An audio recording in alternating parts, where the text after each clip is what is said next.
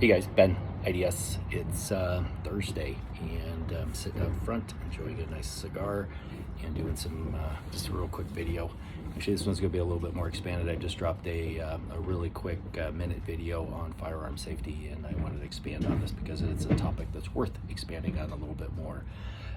So the four primary rules of firearm safety. It's not an inclusive list. There are more, but the four primary, like the commandments, are: one, treat all firearms as if they are loaded and know the condition of your firearm.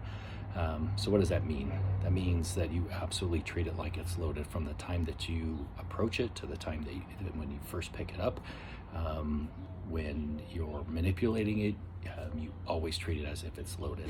It's a saying that's in the industry, it's almost every negligent discharge has happened with an unloaded weapon, and the accidental shootings have happened with unloaded weapons because people didn't know, number one, they didn't follow the safety rules. Number two, they didn't treat it like it was loaded. Number three, they didn't know the condition of that firearm. So any doubt, verify. And then knowing the condition of your firearm. A really important part of this is, as they say, the two worst sounds in a gunfight is a gun that goes click when it should go boom, and a gun that goes boom when it should go click, right? If there's any doubt, verify it. So if you think it should be loaded, make sure it's loaded. Make sure that magazine's fully seated.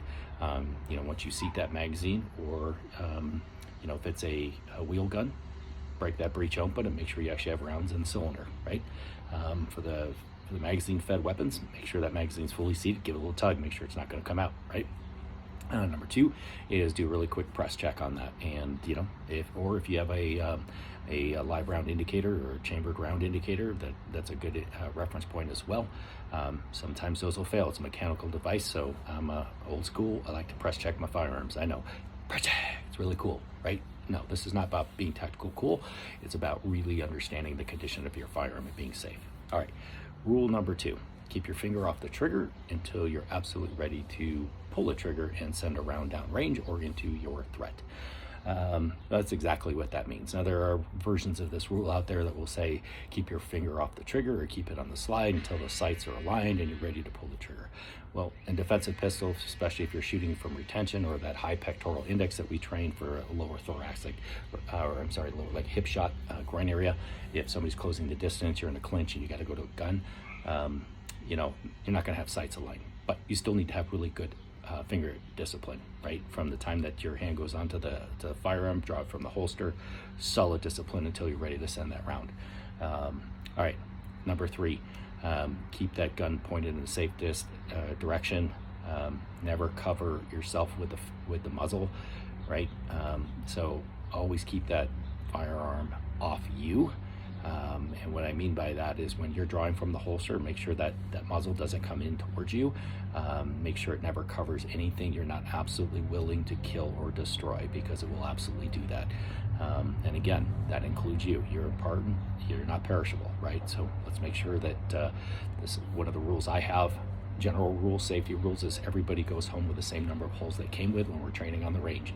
In a life-threatening scenario, you want to put holes in the bad guy, not in yourself, right? So build good safety and principles of safety around the draw stroke, around presentation, everything, and returning to the holster. Number four, know your target, know what's behind it, in front of it, left and right. And again, it's not just about what's there, right?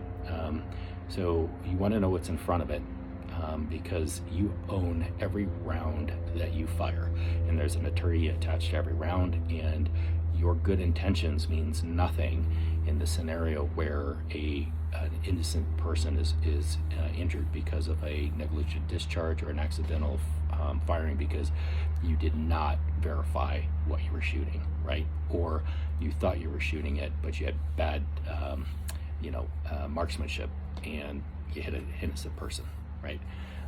The other thing is, right, understand the environment that you're in. Are you shooting around walls? Are you shooting around, hard objects that if a round hits, it's going to ricochet?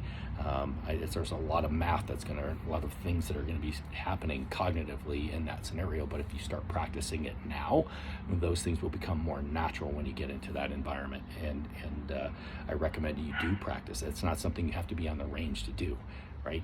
There's other things you can add into that, right? So know what's in front of you, know what's behind you, what's available for concealment, what's available for cover. There's a difference between those two. If you don't know what those are, we can talk about that in another video. The other thing is, right, start looking at and getting in the habit of understanding distances. Most of us train at 3, 5, 7, 10 yards, some about the 15, 20, 25 yards. I like to train pistol in all of those ranges. And it's good to be able to understand, walk it off, and get really familiar and be able to gauge the distance. It does matter, because most people's accuracy goes down as distance goes up, right? So make sure that you've got a pretty decent gauge of distance, and then start looking and scanning your environment. And I'm not talking about a BS scan right after a course of fire. What I'm talking about is when we're talking about understanding your target and your threat, it's really starting to do threat assessments and building the practice of doing that when you're out in public, just walking around. Start looking at people's hands, what's in their hands. From the hands, like what's in their belt, because typically if the threats are going to be presented, if it's a weapon in their hands, it's immediate threat is possible, right?